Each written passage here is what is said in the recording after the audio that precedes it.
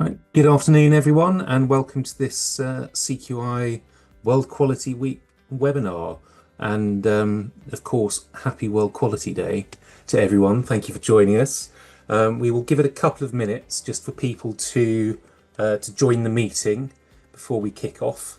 In the meantime, please do feel free to make use of the chat function, to introduce yourself, to let us know where you're joining us from.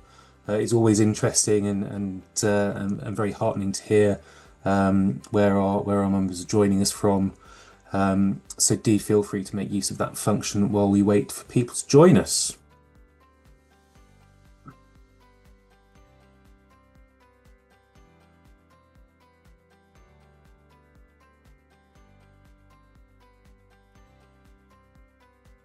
As always, a good spread.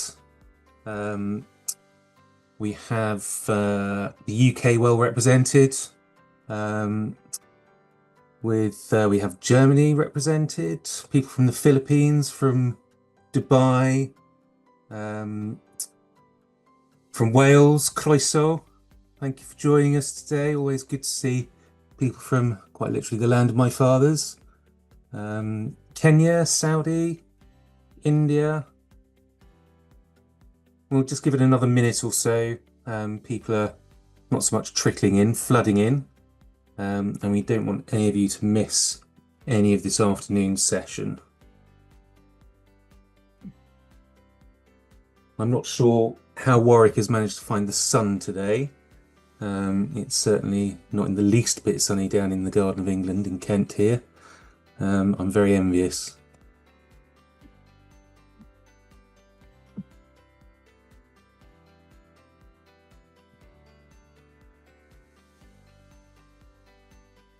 Okay, well, I think Memphis, Tennessee.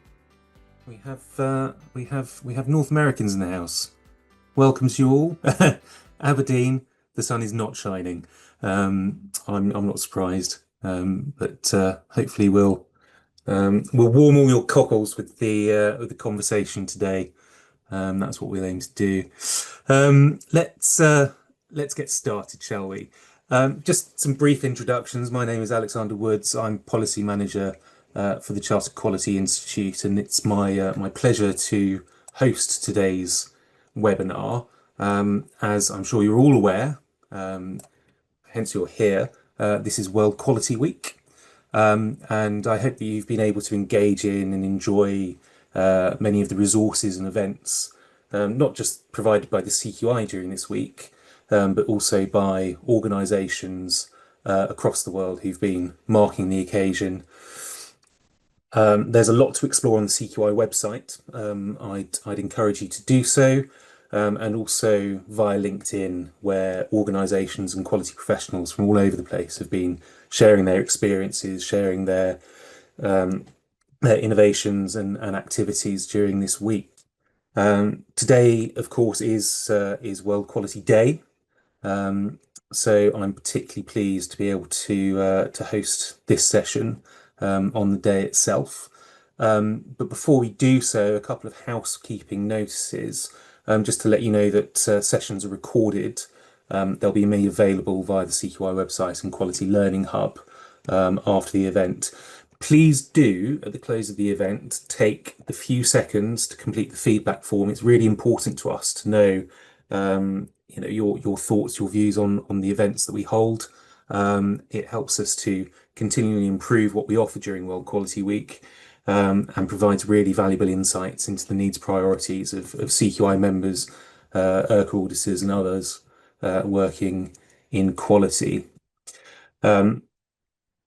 Please ask questions throughout the session. Don't feel as though you need to wait till the end. We will address all the questions at the end. But as they arise, do please use the Q&A function on the bottom menu of your screen to submit questions. I will take the opportunity at the end of this session to engage with our presenters and pose some of those questions to them.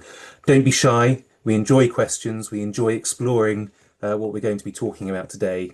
So the more you can get involved, the more we'll enjoy it, and the more insight we can get into our discussions. Um, that's probably quite enough from me, save to welcome you again to this session on defining the business partner role for quality professionals. My huge thanks to Dr. Eleni and Dr. Eddie, who've been leading this research project and have given up their time to present to you today. It's my great pleasure to hand over to them, and I'll look forward to speaking with you at the end of this session. Thank you very much. Thank you, Alex. Hello, everyone, and welcome. I am Eleni, and together with Evie, who is here, and you'll hear from her in a bit, we are here to present the research-informed model that we developed for the Quality Business Partner. The purpose of this project was to define the quality business partner role with clarity and rigor, and also to draw on cross-functional insights from other functions like HR or finance, stakeholder engagement, and also evidence from both academic literature and professional literature. We needed to develop an evidence-based model, and so that we could bring a structure and a shared language to a formal work that many quality professionals are already undertaking. The research was initiated in response to a recognized shift in how organizations engage with quality. So there's increasing demand for quality expertise that supports strategy, performance, and improvement. And so the quality business partner model that we developed is designed to support that shift and to enable quality professionals to operate as credible partners in strategic contexts. What we will share today includes a role typology, a full developed competency framework, and also a synthesis of enablers and tensions that shape quality business partnering. And all of this is based on evidence, and they are aligned with the CQI map, and they provide a foundation to use across practice and education. So why do we have to rethink the role of quality now? The way that the role is evolving, it is driven by changes in organizational complexity, regulatory environments, stakeholder expectations, and business models. And all of these shifts require a broader contribution from quality professionals. What we have seen across different sectors is a growing emphasis on integration. So quality supports not only conformance, but also performance, customer outcomes, and mostly long-term value. And to achieve this integration, excuse me, often involves working across teams and functions, but also influencing decisions and contributing to planning and transformation within organizations. At the same time, other professions like HR, finance, or internal audit, they have developed formal business partner roles. And these roles are defined usually by a dual focus, so functional expertise or deep functional expertise. And this is combined with an ability to engage at a strategic level. So the literature that we have seen in business partnering identifies this combination as quite critical. And the professional acts as both subject expert and strategic advisor, and also is embedded within the organization's key process and decisions, and within key positions within the organization, strategic positions. And so without definition, the quality profession is moving towards this. A lot of quality professionals already occupy these roles, but without a clear definition of what the role entails, both professionals and organizations can find it very difficult to design or support or develop it effectively. So this creates an ambiguity, not only about the expectations, but also about the capabilities required and the value that is delivered, and the measures on how this value is delivered. So the strategic then imperative for this is to the need for quality professionals to contribute in what ways that influences the business direction. And so it involves understanding how quality interacts with business performance, how it contributes to long-term outcomes as well. So professionals who will be able to interpret quality data in the context of overall strategic organizational roles and work constructively across functions to influence decisions.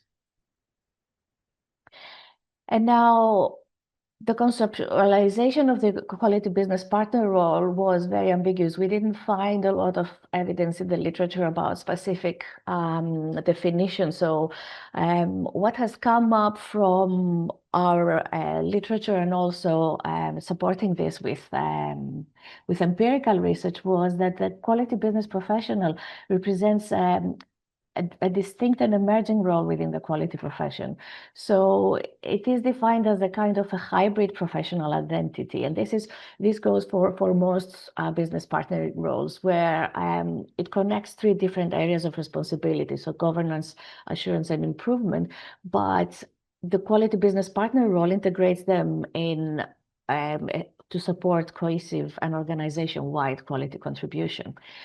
What it mostly sets apart this role is orientation. So it operates within strategic awareness. It's applying a combination of insight, systems thinking, and also influence to shape decisions and guide improvements in the organization. So this role requires professionals to understand the business model and identify opportunities for alignment and engage constructively across boundaries. So the model emphasizes the strategic integration, and it also incorporates systemic influence, which refers to the ability to align structures, policies, and practices. Another defining feature for this is political acumen, which is the capacity to navigate organizational dynamics with judgment, awareness, and timing. And this is critical, and as Evie will tell you a bit more about our empirical research later. When working across cross-functional environments and where decisions are shaped by trade-offs and multiple priorities, this is quite an important competency to have.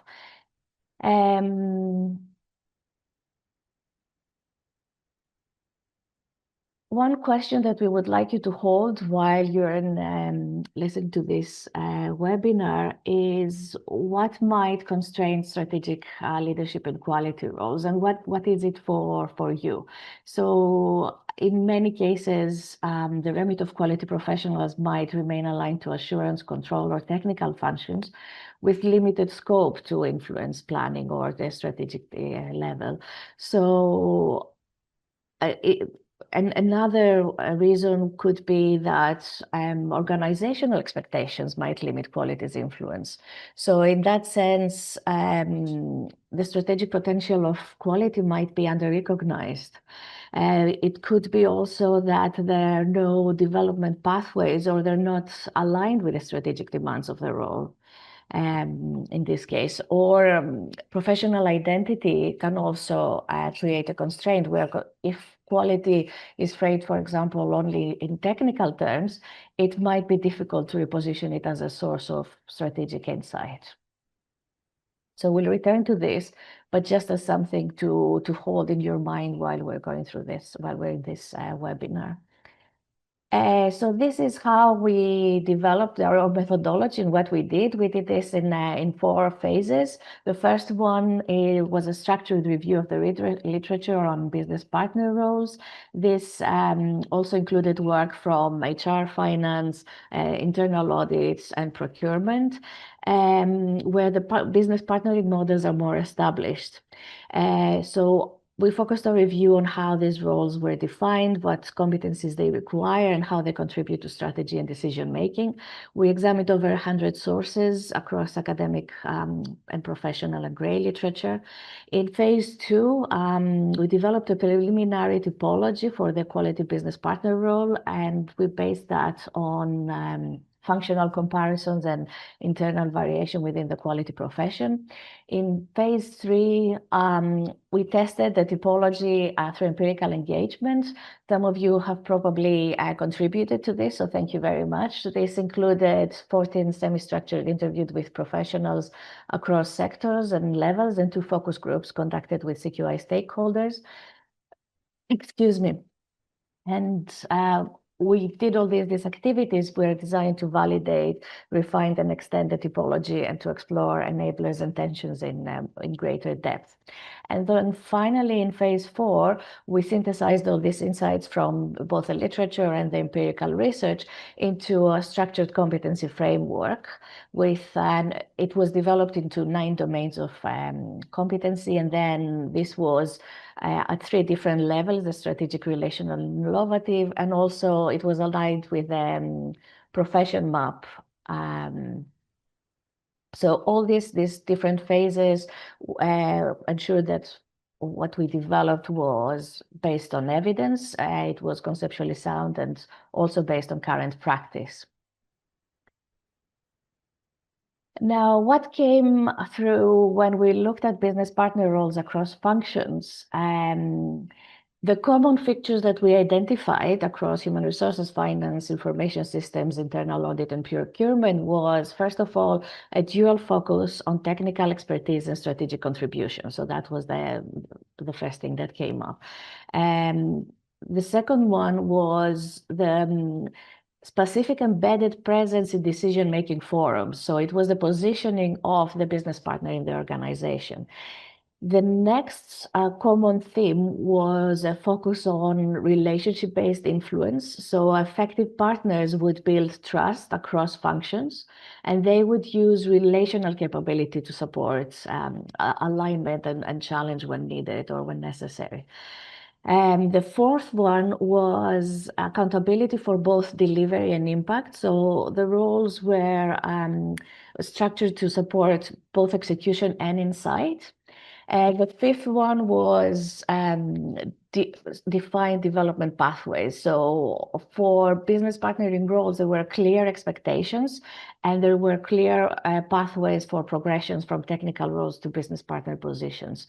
And these, when they were successful, these were supported by structured learning and role rotation for this one. So this is the typology that was developed, and it identifies 4 role variants that are based on differences in organizational context, structural complexity, and the maturity of quality systems. So the first role is technical consultant. You can see here the axis of organizational maturity and structural complexity. And the technical consultant role focuses on depth of expertise in specific areas, often in settings where the quality function operates within narrow, highly regulated domains, and they provide expert inputs, they shape policy and standards, and they contribute through their specialist knowledge. The second one that you can see here in the structural complexity axis on the right, the bottom, is the operational advisor. This role supports day-to-day decision-making in operational contexts. And the operational advisor would work directly with business units, translate standards and expectations into practice, and support continuous improvement. And the change catalyst is positioned to support transformation initiatives. So it could be system redesign, cultural change, or digital deployment. And they work with cross-functional teams, and they help surface risks or dependencies. They align quality with objectives and change strategies in the organization.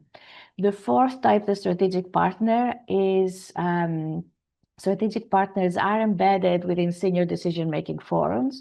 They contribute to enterprise-level planning and performance, and they work where governance, risk, and improvements intersect. So they support the alignment of quality with organizational priorities at strategic levels.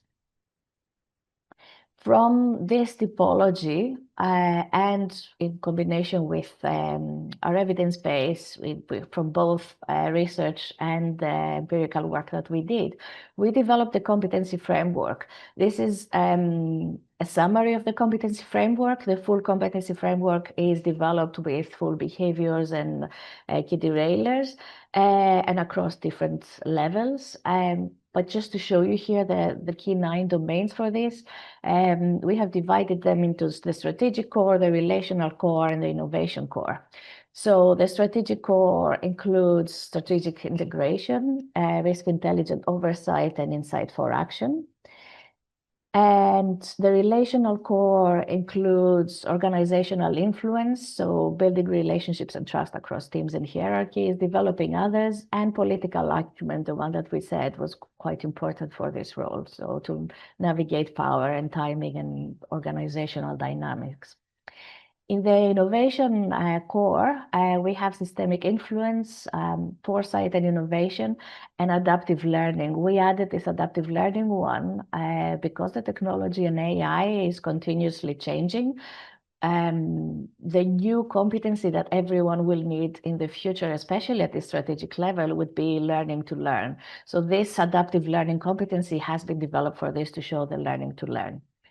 And on this note, I will pass you on to Evie to show you more about our empirical research part. Thank you. Thank you. Can I go on the next slide? Thank you. Welcome, everybody. Thank you for joining us. It's nice to see so many people here, and I recognize some of the names as well, so thank you for that. So the next few slides, they will have a summary of the input of the people that gave their time and their knowledge and drove the findings of this research, as Elaine explained earlier. So what do we see here? We weren't in the room. It was a sentiment that came from some of the participants that quality sometimes is not taking part in strategic decision making. So let me give a really bad slide, so I have the slide here on my screen, so bear with me. So the first one, structural inclusion. Quality's contribution may be under-leveraged or seen narrow through operational and compliance frames. So we had a diversity of participants for the primary data, and there was diversity on the expertise, on the geography, on the company size as well. So in some cases, the sentiment or the views that they were coming as patterns is like, or just go to there to fix problems if something goes wrong, or it's more operational. On the second one, the decision latency, business partners add value when there are forums where budgets and trade-offs are set, and when regular review cycles keep specialists in the room where decisions are made. Going with the heading, we weren't in the room. If somebody is a human resource business partner, or obviously the finance, they know about the decisions, the budgets, the trade-offs. But in many organizations, the quality managers, although quality, either it's TQM or in some other methodology, is to run across all areas of the business organization, they weren't on the table that they were talking about the trade-offs. The consequence, effectiveness, is commonly limited when there is role ambiguity that leads to duplication or gaps between advice and delivery. Talking about role ambiguity, I think many of us that they work in quality, or many of the people that they have quality managers or in different sectors, sometimes we have what we call the accidental quality manager. So it's like what a quality manager does. And this kind of professional identity crisis, it's evident across the organizations even today. Key insight: participants converged that quality business partners must be present at strategy formation to shape choices on technology, supplier strategy, make, buy, and scale up. And as the earlier slides mentioned, quality business partners was examined from the theoretical part in procurement, finance, human resource, audit. But it's like, if quality is not there when you are selecting a supplier or when you procure something, it's like, it's a gap. And this gap, eventually, it will show up.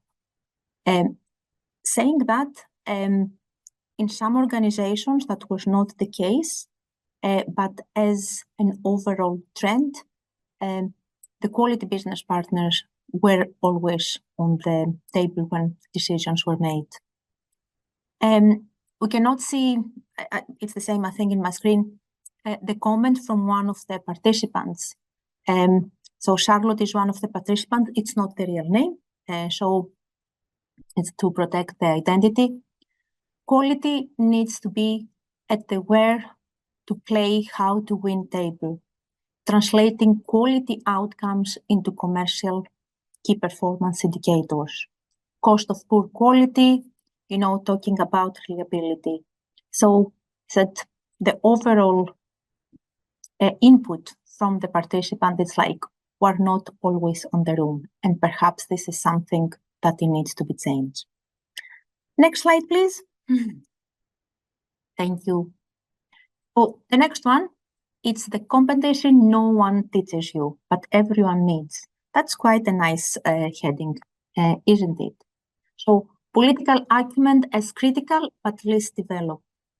From discussion with participants, this is something that became apparent as well. It's like people acquired skills from experience, from working in different sectors, from learning from the past, but it's like the things that they can make a break, to make a quality business partner, it's not something that it's being taught.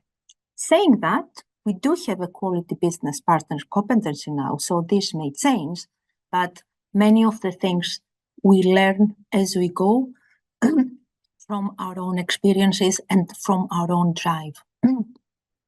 So 9 core competencies identified: strategic integration, risk intelligent. Risk is integral on quality. It's not just on the ISO. Risk as uncertainty, risk as an opportunity. Insight, excuse me, insight for action, organizational influence. So it's one thing if we have the knowledge, but it's another thing for the decision makers to listen to us. Developing others, mentoring and supporting colleagues, suppliers, it was important. Foresight and innovation. So it's not the case, we always did it this way, we will continue to do it. It's about seeing when things are changing. And I think we can all agree, things are changing very rapidly nowadays. Systemic influence, political acumen, and adapting learning. So the hidden competency, obviously it's not just one, it's many of them, but it's many things that the quality manager or quality business partner in many organizations, they have that. People have these skills in many cases. The challenge, participants echoed this, often knowing when and how to act matter more than technical clarity. Some describe losing influence by speaking too soon or too bluntly. Without clear value, one of our participants said, they first start targeting quality in reductions. And I would be interested to know your thoughts on that. That was something that it didn't just came from Magdalena, which is a pseudonym, but it's like if somebody was to restructure or, they think of you need to re-engineer the business, you need to make cuts. Quality, it was almost, one of the first on the list. because it's still viewed in some organizations. It's what the person, with the desk under the stairs is doing. What it means in practice.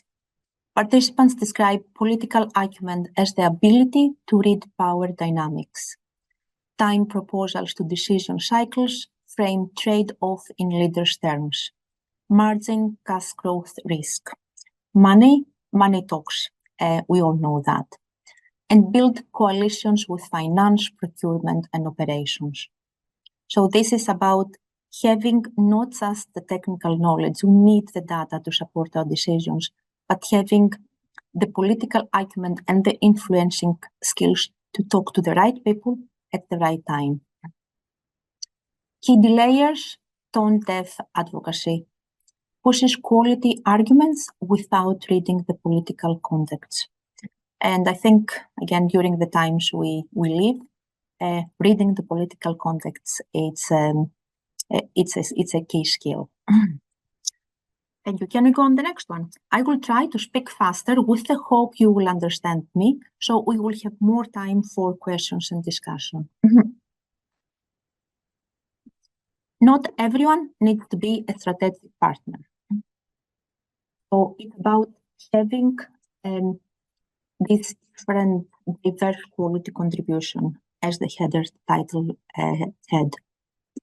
There are different tools. For example, if you are aware of the Belbin's team tool, it says that in every successful team, not everybody has the same skill. So somebody can be the leader, the innovator, the other can be the finisher, the performance, the person that measures the performance.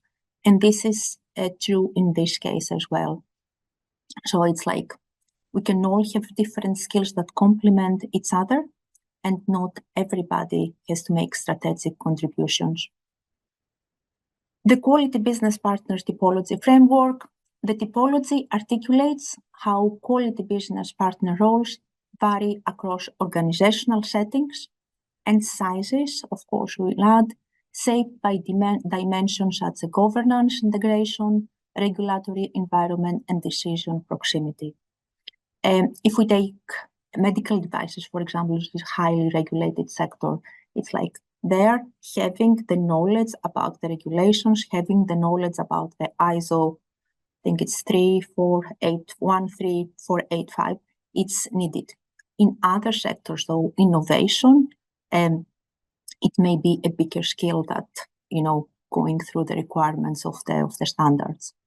Context matters. And if we compare it with a CQI professional map, context, it's the little shape that surrounds everything. The ISO that is just being refreshed has context as a very important element as well. The framework was designed to be sufficiently flexible, so it's not very rigid, but also it gives some guidance to accommodate variation across sectors, organizational settings, while offering definitional clarity for the quality business role. So it is descriptive without being prescriptive. Career pathway recognition. Position quality business partners in strategic decision-making forums enables quality to offer foresight, resilience, and value across the organization. Integrating a business partner role for quality also requires a clear career pathway from technical roles to strategic influence. And what was really interesting from the conversation with the participants, sometimes with the conversation with my students and partners outside this research, is like, in some cases, quality manager is in like the quality auditor. So I have the lead auditor qualification. It's like, for me, this is quality. So we need this definition that it's like, yes, you need qualifications, but the interpersonal skills, the mentoring skills, this is like something that a quality business partner should have. And sometimes there's not this clear career pathway. Hybrid roles. The study identified a consistent shift across professionals towards hybrid roles that integrates technical expertise, relational influence, the personal skills, strategic alignment, contextual agility, and the capacity to operate across organizational boundaries. And so it's not hybrid like the way that we do teaching and some events nowadays, but it's like we're not just, the person to sort the issues, prevent the problems. It's the technical, it's the analytical. We talk a lot about business analytics, quite right, but it's also the people skills, the influencing skills to make things happen. Next one, please. The tightrope walk of strategic quality. Some of the questions we were asking is like, how do you balance priorities like savings money with governance, with quality issues? And I think many of us always feel like we work on a tightrope. So it's the balance between powering the assurance and the enablement. And it's like, how do we do that? So we deal with conflicting priorities quite often. Quality professionals navigate dual expectations, as the slide says. It's like we want the innovation and improvement, but we want the oversight and the assurance. The risk intelligent oversight, and we said risk, the uncertainty and the opportunity part, it's key on the sector. Balances assurance and enablement to manage performance risks or any other risks we have to deal with. Applies proportionate oversight that protects the organization without, kind of struggling innovation. Mature risk governance requires proportionate response anchored in regulation, impact, and customer impact and materiality, not blanket rules. So we all know that risk is integral, but it's like for the quality business role, because it has so many different hats in a sense, having this risk governance and having the intelligence and the oversight, how to manage the priorities, the regulations, the people, the budget requirements, it's even more important. And the comment from one of the participants, it's keeping assurance collaborative with operations. It's weighted by materiality, obviously I forget my English, and safety. So it is about, as I said, this tightrope kind of attitude. Next one, please.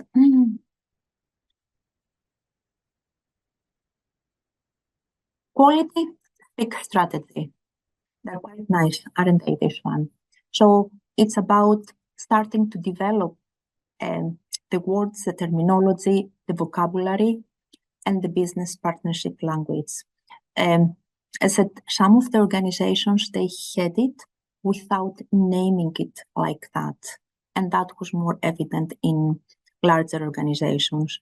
In some other cases, it was more about the attitude of the organization or how they were viewing quality. And in some cases, it was because of the skills of the quality manager that made this happen. But going forward, talking about quality and business partner, we need to start working on the vocabulary. So it's not, oh, I've never heard that before. And hopefully that's what we will be doing. So it's translating outcomes into commercial key performance indicators. So quality needs to be at the where to play, how to win table. So when we talk about we need to improve this customer service, we need to have less, defect rates. It's about, translating this to commercial KPIs. And this also the quote of one of our participants. Developing business literacy. Participants describe learning to build business case and interpret the PLEs, the speak the return on investment, the financial information, to connect the quality initiatives to margin, growth, and cash flow. Interesting enough, many of them, for example, engineering or quality-related courses, Usually they don't have financial topics in, and that's perhaps a gap that from our side as educators we need to address. This financial fluency enables them to frame quality as a strategic enabler, not just a compliance function. Learning from adjacent professions, as we said in the first slides, business partners, when you talk about procurement, when you talk about HR, when you were talking about audit, in some cases, IT or cybersecurity, it becomes a little bit more, it's more normal, like we heard this before.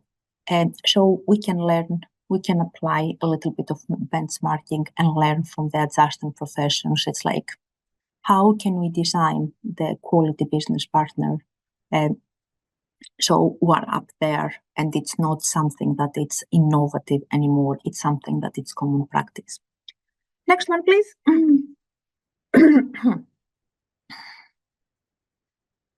Enablers and tension. This slide, you will be glad to know, it's only a couple of slides and then we can have a discussion. What enables strategic partnering? In some cases, it was the structural, the decision-making forums. I said to have the table, a seat on the table, reporting to senior leadership. So it's like if there are issues, if there are views, they go to the right people, and regular review cycles, because everything has to be dynamic. Cultural, trust-based relationships, and it's quite interesting that this came a lot throughout the discussions about people trusting you and you trusting people as well, that people do their work. And it's like, if there is trust, people will listen to your views. Quality is seen as a value add, and that's as a standard, and having this collaborative mindset. So it's not about politics, it's not about the power plays. Capability, business literacy, and commercial acumen.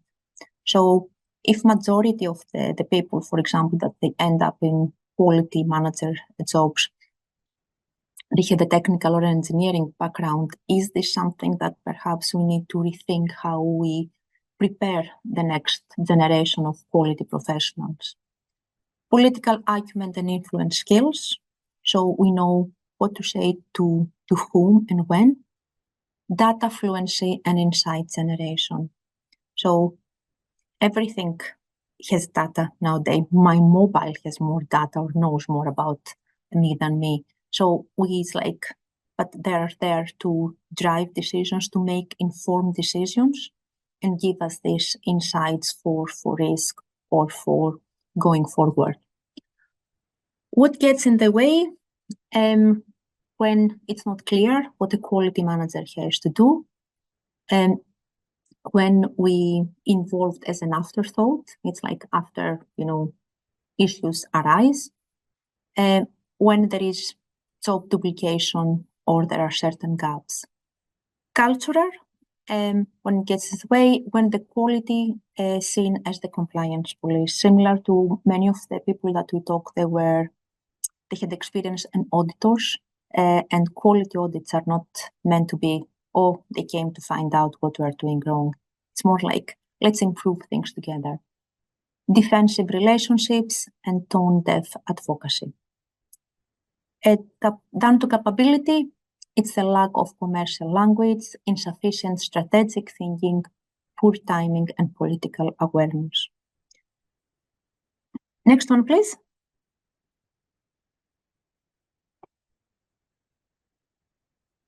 Let me just see it a little bit bigger. So I will not go through all the slides. I hope you can see them and we can share them, because I'm very aware it's Q2 and I can see a lot of questions there. So what is important to understand and to give as a message, there are implications for each stakeholder. So for the employers, if we are keen to drive to have quality as a business partner in our organization, it's like we need to start acting towards that decision, to have the clear pathways to integrate quality and the colleagues in the strategic decision making. From the professionals, it's about working perhaps or considering knowing the the business acumen, understanding the a little bit of the financial and the commercial information to build this political acumen and the influencing skills. I will go on the learning and development and then the educators because I am an educator, so I will leave that for last. Learning and development, clarify role expectations. So we have started the work already and we'll continue to build on that.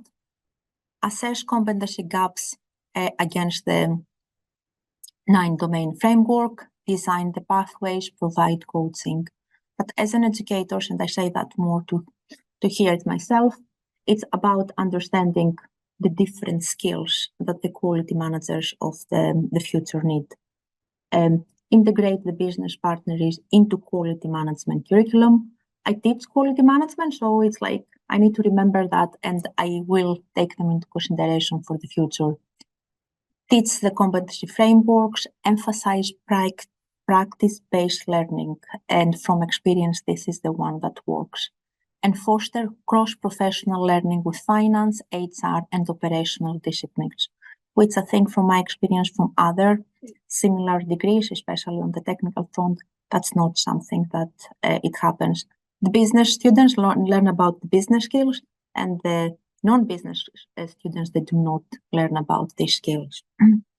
And I think we have a little work for you. Let's make sure you're all awake. I believe there is a poll going around, and the question is, in which area you see yourself? Are you the change catalyst?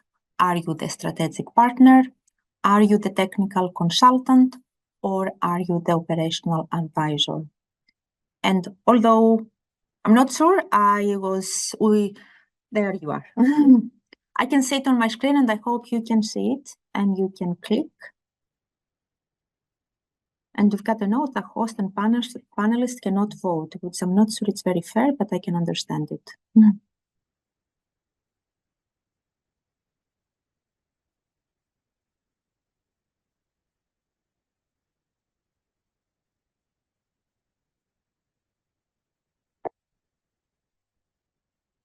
Should I continue with the slides while people voting, or should I leave it for a few seconds?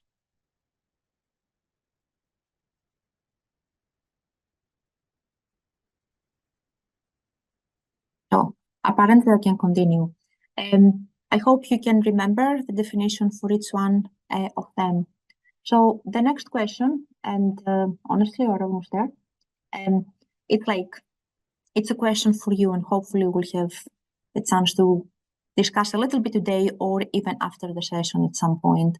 Are we ready to lead strategically? It's like for the quality managers from all over the world, as I show you are. Are you ready for that, for what lies ahead? We do have the typology of the roles. We have the framework, the combination framework for the strategic quality. We need to recognize the political acumen, the influence skills, the people skills, the mentoring. We need to understand the assurance enablement paradox. So we do what we have to do without, stifling innovation. And we do have the strategic vocabulary for quality professionals. So perhaps in a few years from now, when we're talking about quality business partner, people will not say, what is that? Next one, please. And that was all. Thank you so much for listening. And I can see there are some questions, so I will pass back to Alex to coordinate this part. Thank you very much, and thank you both for that description of the work that you've undertaken for the CQI and the insights that have come from it. It's a really interesting area of development, and it's part of the our program of developing our understanding of what quality management, what the quality profession looks like going forward, evolving to exploit new opportunities, mitigate risks, but also grow and develop to add add value to organizations. We've had some really good questions in. I shall go through as many as I can and try and pull out some of the kind of themes around them. But we can take any questions we don't get to in this session offline and respond to them in writing as part of this package. So do feel free to keep the questions coming in. Just picking up on that point that I just made there. We've got a very poignant question here around where the focus here has been on what a business partner is, how it compares with other functional business partners, and the knowledge, skills, behaviours required. What do we know of the value that a quality business partner should add? Sorry, Alex, I'm just trying to find the question so I can read it and understand it. Is one of the questions on the Q&A? Yes, yeah. Okay. So the question, in summary, is what bang for the buck will the organisation get from I know moving who asked to a that. quality Yes, business yes. partner model? Eleni, you want me to try and answer that, and jump in if I have missed something. So it's like why I can say the whole question like what bank for buck will the organization get from moving to a quality business partner role? It's understanding that quality is not just something that one person does or a team does. It's something, as we said, if you compare with other established models, the HR people and the IT, the internal audit, it's like you get this holistic approach, an organization get this holistic approach. We choose the right suppliers, we're making the right decisions, we understand the risks. And if we think of major issues that some organizations are dealing from your experiences, like was it hindsight a quality issue that perhaps the people didn't, they had an oversight and they thought, oh yes, it was a defective product. We didn't check didn't do a proper quality control on the supplier. It was something that we missed. Because most of the critical issues, either they're IT or something else, they're essentially quality management issues. And yes, Eleni. Yeah, and yes, exactly. As Evie said, what we found through our research was that a lot of quality professionals end up only having to firefight all the time, and the bang for the buck, what this is called, a bang for the buck, is not just compliance, and this is that to include the business partner early on, so we have fewer surprises and less escalations, and so in that sense, the organization there's more stability, and so it's the positioning of the business partner, first of all, in time earlier on, and also higher up in the organization, which gives this strategic level and affects decisions earlier on. And at the level that's required, not having to come back later to fix things. Yeah. And I suppose to an extent as well, this is emerging thinking, really, isn't it? We've seen some examples of quality business partnering in action. And we've seen organizations exploring this area, all through the research. We've had a couple of comments in the questions in the chat from people who've been offering this kind of function, this kind of value, but in the context of being an external consultant rather than within the organization. So we've got the evidence that that there is value in this business partnering approach. There is yet more work to be done, I suppose, as organizations start embedding this business partnering model as part of their quality functionality. Something that's related to that, and I'm going to try and draw together a few different questions into a general theme here. But where we're discussing the work of the quality professional, drifting, if you like, from its traditional and core work around conformity, around assurance, the traditional, if you like, hunting grounds of governance assurance improvement. Is there a risk to organisations then that in the pursuit of this strategic influence, it loses sight of some of the quality fundamentals? Sorry, what would be the risk? Losing sight of some of the quality fundamentals that If we have a traditional business QA partner. QC functions may see, Yeah. in favor of this business partnering approach. I got it, yes. So this is this dual approach that we were talking about, and we have seen it across all the other sectors, that the role is quite strategic and it operates at strategic level because it has to combine this depth of technical expertise and strategic level decision making. So that's why it is a role that would be positioned, yes, higher up, but it would still require the depth of expertise. What we have seen that tends to happen, and I think there was a question about this in reality in organizations, is that someone is hired, for example, this happens a lot in HR. Someone is hired as an HR business partner, but then they have to end up doing technical things. And I think this is the danger of this might happen also in organizations for quality professionals. And the reason why, well, what this competency framework that we have developed would help in is to identify the specific behaviors, the specific aspects of the role, so that the organization can design the role in a way that it will be useful and it won't lose the quality depth, the technical expertise depth, and it will be able to operate at a strategic level, giving advice early on time and at the level that's required so that it will be effective.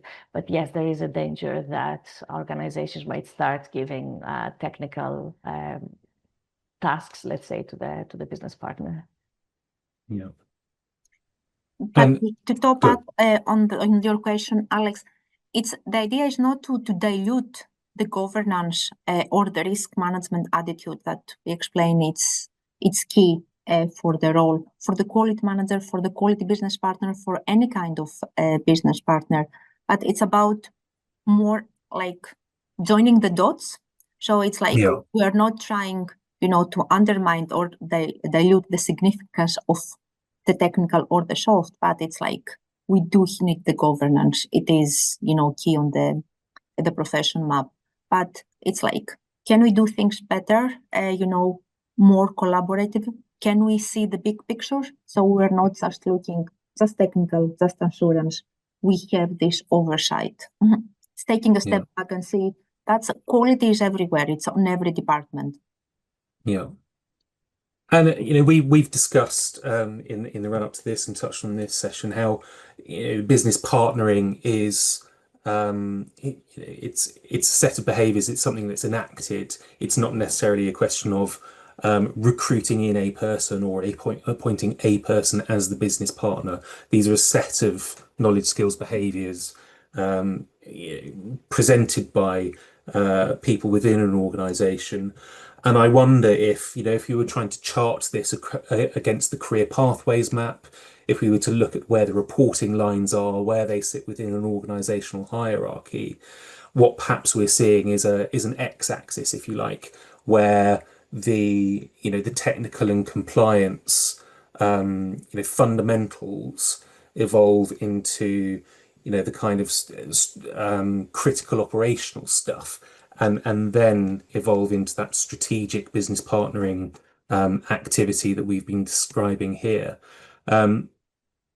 I think to an extent this is something that we will continue to discover and explore as more and more organizations adopt this model, address some of those challenges and barriers to adoption. We're just a couple of minutes out, and I'm conscious that we've still got several questions to cover. One of the things that I'm particularly interested in, though, is the enablers and tensions, and how a lot of these are very common themes that we've discovered through our workforce insights research when we're looking specifically at quality professionals and what they do, how they do it. These themes, these perceptions that quality professionals are the inspectors, the checkers, they're the policemen within the organization and should stay within their box. Now, one of the things that we're trying to do with this piece of work is challenge quality professionals and the organizations they work within to think differently and to break out of that box.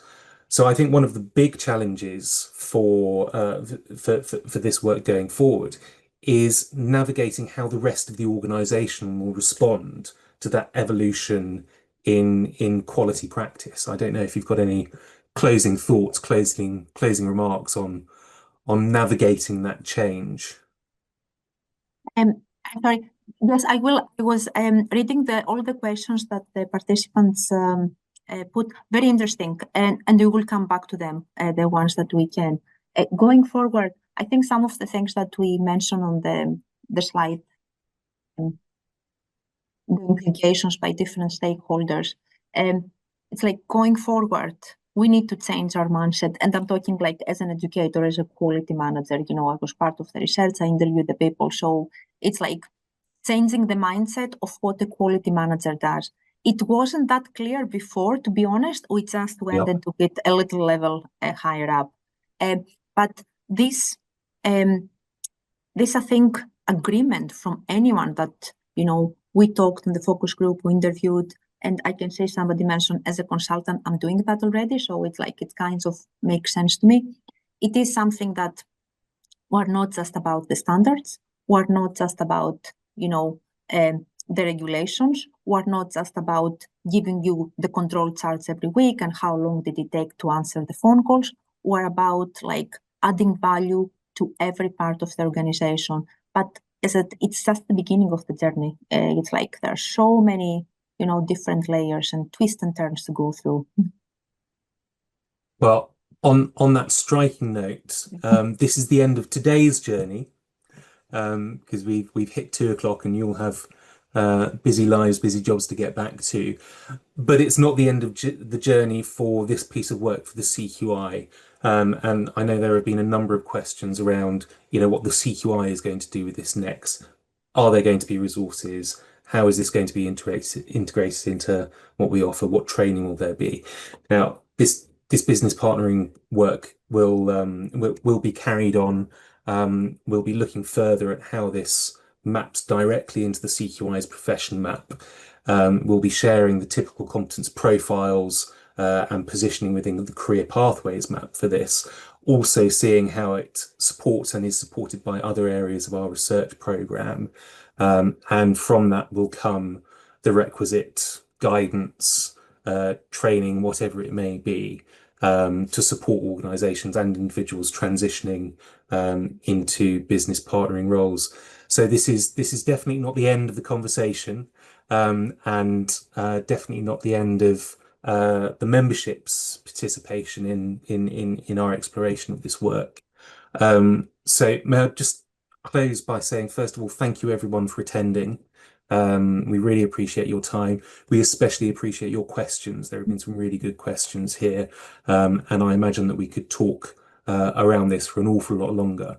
But we'll take some of these questions away and respond along with the assets from this webinar. A huge thank you to Eleni and Evie, not just for today, but for the sterling effort in the research program. It's been a real pleasure to work on it, and thank you for all your hard work in fielding these questions and speaking about this project today. Finally, do make sure that you go and visit the CQI website and the Quality Learning Hub to explore some of the other resources we've had through World Quality Week. Please make sure to consider how what you've learned today, what you've experienced this week, contributes to your professional development. Use this as an opportunity to review your continuing professional development plans. And I thank you very much for your time and look forward to speaking to you again. Thank you very much.